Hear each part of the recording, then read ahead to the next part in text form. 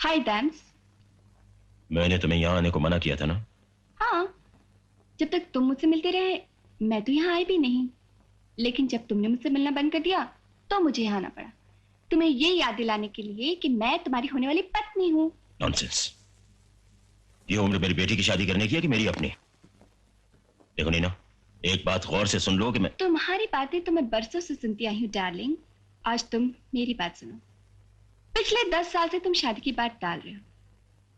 इस बार जब तुमने सुखदेव के चक्कर के बाद शादी का वादा किया तो मैंने सोचा इस वादे को मजबूती से पकड़ लेना चाहिए ताकि तुम मुकर न सको।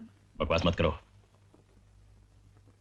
तुम जानती हो कि मुझे पॉलिटिक्स में शौक है और पॉलिटिक्स में ये सब चीजें इमेज खराब करती हैं। बूढ़े पॉलिटिशियंस के साथ जवान बीवियां बहुत शोभा देती है दामोदर सेठ। लगता है कि पॉलिटिशियंस के बारे में काफी जानकारी रखती हो, मगर ये नहीं जानती कि वो वादे के झूठे होते हैं। मुझे अब तुम्हारी कोई जरूरत नहीं है। बाकी अब तुम पक्के पॉलिटिशियन बन गए हो। इस इलेक्शन में दूसरों को लड़ाने की बजाय अब तुम खुद लड़ लेना, ठीक है? तुम्हें मेरी जरूरत नहीं, कोई बात नहीं। कम से कम ये पार्टिंग गिफ्ट तो कबूल कर लो।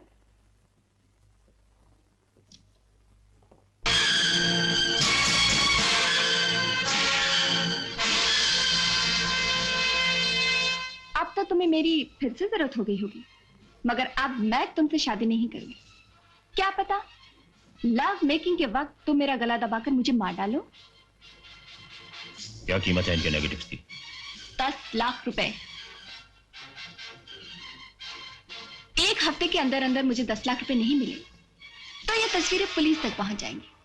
और एक बात याद रखना दामोदर सेठ, कल तक मैं तुम्हारे हाथ में थी, मगर आज के बाद तुम मेरे हाथ में हो।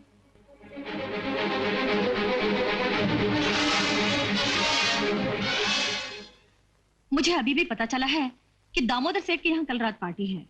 दिल्ली से कुछ लीडर लोग आ रहे हैं। प्रेस को इनवाइट नहीं किया, लगता है बहुत बड़ा चक्कर चलने वाला है। और ये भी सुना है कि लीडरों को खुश करने के लिए टॉप ग्रेड की लड़कियों को भी बुलाया है। अरे तब तो मैडम वहां जरूर आएंगी। इसीलिए तो मैं तुम्हारे पास आई हूँ। लेकिन हम लोग वहां जाएंगे कैसे? हमारे पास वहां जाने का कोई इनविटेशन तो है नहीं। अरे इनविटेशन के बगैर भी जाने के कई तरीके हैं। वो लोग गाने बजाने के लिए कोई बैंड ढूंढ रहे हैं। तुम यहाँ भी पहुंच गई? बिन बुलाए मेहमान की तरह। एक जमाना था कि तुम मेरे मैंने तुमसे कहा था कि कहा तो था, मगर मैंने भी तो कुछ कहा था। जब तुमने मेरी बात नहीं मानी तो भला मैं तुम्हारी बात कैसे मानती? अरे 10 लाख से तुम्हारा क्या बंदा बिगड़ता है दामोदर? इतने बड़े समुंदर से सिर्फ एक बूंदी तो निकल जाएगी। कभी कभी तो जी चाहता है कि तुम्हारा गला घोट दूं। कभी कभी क्यों, हर वक्त तुम्हारा जी चाहता होगा कि तुम मुझे मार डालो। मगर मैं भी अपनी हिफाजत का पूरा इंतजाम करके आई हूँ। वो तस्वीरें और डॉक्यूमेंट्स मैंने सेफ जगह पे रख दी हैं। अगर तुम मुझे मारोगे तो खुद भी मारे जाओगे। इसलिए डार्लिंग बच्चों जैसी बातें मत करो। कल सुबह 11 बजे तक मुझे रुपए पहुंचा दो, वरना तुम अच्छी तरह जानती हो मैं क्या करूंगी। Okay darling, see you tomorrow, bye.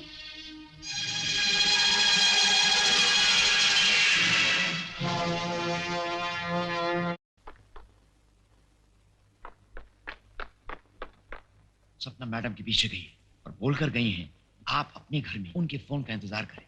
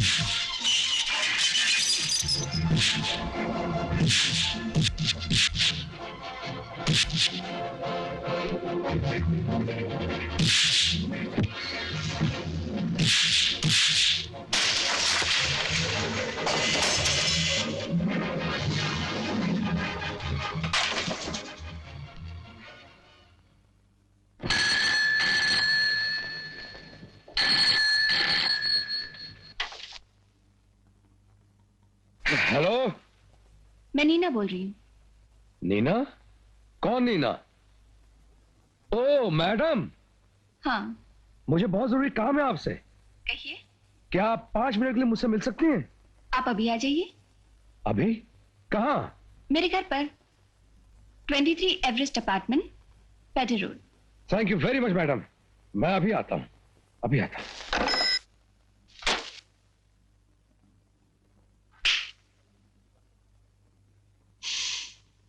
आओ ना,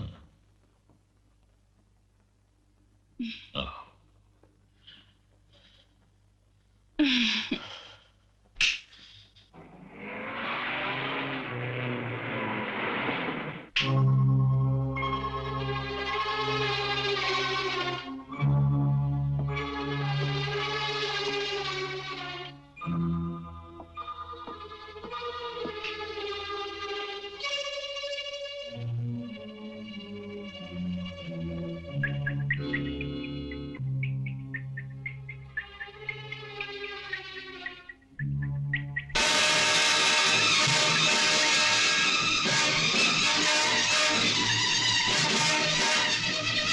मैडम, हाँ, आप मेम साहब घर में क्या कर रहे थे? ओ भाई इधर क्या कर रहे हो? कौन है तुम? मैं इधर। इधर क्या होता है?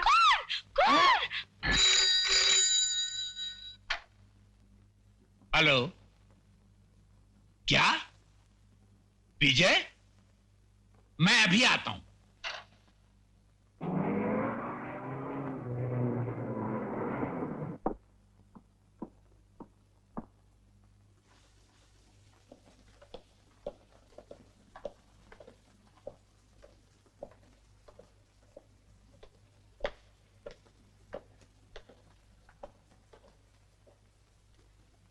सर, नीना देवी के नौकर और नौकरानी जब बाहर से आए तो उन लोगों ने विजय बाबू को लाश के पास खड़े देखा और उस बीच बिल्डिंग का चौकीदार भी यहां पहुंच गया, जिसने फोन पर मुझे इतला दी और मेरे आने तक इन लोगों ने विजय बाबू को यहीं रोके रखा।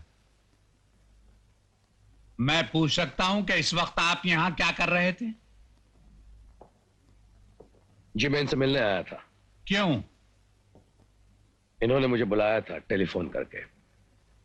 मैं आपको समझा चुका हूं कि आप इस चक्कर में मत पड़िए। आखिर वही हुआ जिस बात का मुझे डर था। इंस्पेक्टर, गिरफ्तार कर लो इसे।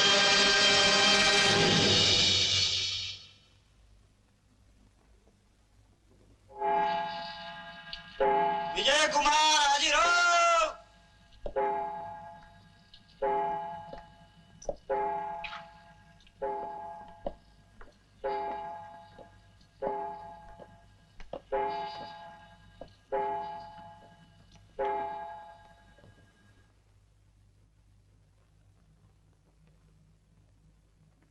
आपका वकील कौन है विजय कुमार? योर ऑनर, मैं अपनी वकालत खुद करूंगा। Proceed mister prosecutor. Your honour, आज का दिन कानून और वकीलों के लिए एक शर्मिंदगी का दिन है, क्योंकि आज एक ऐसे आदमी पे मुकदमा शुरू हो रहा है जो कल तक कातिलों के खिलाफ वकालत करके उन्हें सजाएं दिलवाने में मशहूर था। यह मुलजिम जो कल तक शराफत और ईमानदारी का देवता माना जाता था, ये इसके मुखाबे थे, और जब इसने देखा कि इसके नकाब खतरे में हैं, तो इसने उस औरत को बड़ी बेदर्दी से कत्ल कर दिया, जो न जाने कब से इसकी महबूबा थी या शायद इसकी रखेल थी। सरकार इन गवाहों और शहादतों के जरिए यह साबित करने के बाद कि मुलजिम ने नीना देवी का कत्ल किया है, मुलजिम को सदाए मौत देने का मुतालबा करेगी। योर ऑनर, मैं सरकारी वकील साहब को इतने अच्छे ओपनिंग स्टेटमेंट देने के लिए तहे दिल से मुबारकबाद देता हूं। अगर आपकी जगह मैं होता तो शायद मैं भी यही करता, लेकिन मेरे फाजिल दोस्त से सिर्फ एक गलती हो रही है ऑनर, और वो गलती ये कि सरकारी वकील साहब अपनी जगह ये बात तय कर चुके हैं कि मुझ पे कत्ल का इल्जाम साबित हो चुका है, यानी कि मैंने वाकई नीना देवी का कत्ल किया है। यही कानून और इंसाफ की ट्रेजेडी है योर ऑनर, कि सरकारी वकील गुनाह और बेगुनाही को अलग करने के लिए नहीं बल्कि मुल्जिम को सजा दिलवाने के लिए पैरवी करते हैं। इंसाफ की इस बेइंसाफी का शिकार सिर्फ मैं अकेला नहीं हूं। इंसाफ की इस बेइंसाफी की कहानी में ईसा मसीह जैसे देवता और पैगंबर का नाम भी शामिल है। योर ऑनर, मेरी गिनती इस मुल्क के अच्छे वकीलों में होती रही है। इतना कानून तो मैं भी जानता हूं कि अगर कोशिश करूं तो इस केस को 10-20 साल तक फैसले की मंजिल तक पहुंचने ही ना दूं, लेकिन मैं ऐसा कतई नहीं करूंगा योर ऑनर, क्योंकि मैं जानता हूं मैं बेगुनाह हूं, इसलिए मैं अदालत का वक्त जाया नहीं करना चाहता। मैं कुछ मामूली और कुछ गैर मामूली गवाहों को पेश करने की इजाजत चाहता हूं। Please proceed. प्रेम सिंह हाजिर हो। मैं जो कहूंगा सच कहूंगा, इसके बगैर कुछ नहीं कहूंगा।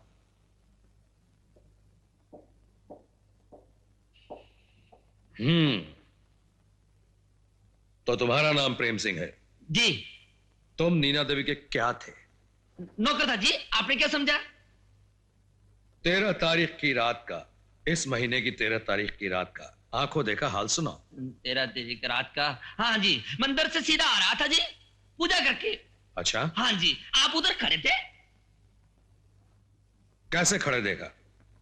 रुमाल से हाथ का खून साफ करते देखा, माथे का पसीना पोंछते देखा, या सिर्फ ऐसे ही खड़े देखा? I object your honour. ये क्या सवाल हुआ? अगर ये कोई सवाल नहीं हुआ तो मुझे इससे और कोई सवाल नहीं करना है। तुम जा सकते हो भाई, चलो। व्हाट? आपको सिर्फ यही पूछना था? जी हाँ योर ऑनर, अब मैं मिस माला को बुलाने की इजाजत चाहूंगा, जो नीना देवी के यहां नौकरानी का काम करती थी। मिस माला।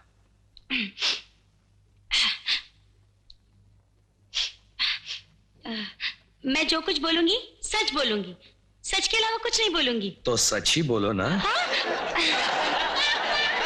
मैं भी प्रेम सिंह के साथ आई थी, मैंने भी आपको वहां खड़ा देखा था। हाँ। अरे आहिस्ता देवी, आहिस्ता, इतनी जल्दी नहीं, इतनी जल्दी नहीं। मैं तो तुमसे इससे भी बड़ा एक सच पूछने वाला था। हाँ। तो पूछिए। तुम्हारा प्रेम सिंह के साथ क्या चक्कर है? अजी चक्कर का क्या मतलब है हुजूर? हम तो एक दूसरे से प्यार करते हैं, जैसे हेमा मालिनी धर्मेंद्र के साथ करती है, रेखा अमिताभ बच्चन के साथ, और रीना रॉय शत्रुघ्न सिन्हा के साथ करती है। ये बताइए आप कि प्रेम सिंह के साथ उस रात आप कहां से आ रही थी? सिनेमा देखकर। प्रेम रोग? आपको कैसे मालूम? अरे इस उम्र में आप प्रेम रोग नहीं देखेंगे तो क्या कालका देखेंगे? हाँ। योर ऑनर, इस बात पे गौर की जाए। ये कह रही कि उस रात ये प्रेम सिंह के साथ प्रेम रोग देखकर लौटी थी, जबकि प्रेम सिंह ने अपने बयान में कहा है कि वो उस रात पूजा से लौटा था।